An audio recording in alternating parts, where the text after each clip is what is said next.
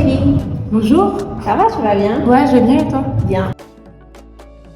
Je m'appelle Aurélie Brumand et je suis directrice du développement chez Polaris Asso. Alors, nous basons notre intervention sur la méthode de recherche-action qui est issue des sciences sociales. Et on peut dire qu'il y a 4 étapes principales. La première phase, c'est une phase de diagnostic.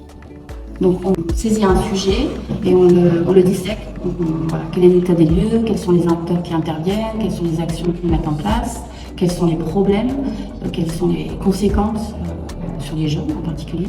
C'est la première phase. La seconde phase, c'est on utilise le matériel qu'on a produit pour créer des parcours de formation.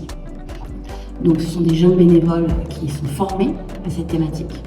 Troisième étape, ces jeunes formés à la thématique vont aller sensibiliser d'autres jeunes. Et enfin, on va essayer de créer des occasions de dialogue avec les institutions pour porter les recommandations qui ont été produites et mises afin qu'ils les incorporent dans la politique publique.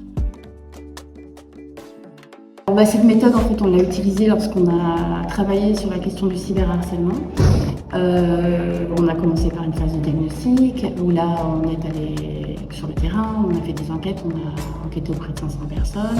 Ce sont 100 bénévoles qui ont été formés sur le sujet et qui ont été à leur tour sensibilisés 4000 jeunes dans les 14 régions du Sénégal. Ensuite, on a rencontré des experts du sujet, aussi bien des acteurs privés que des acteurs publics.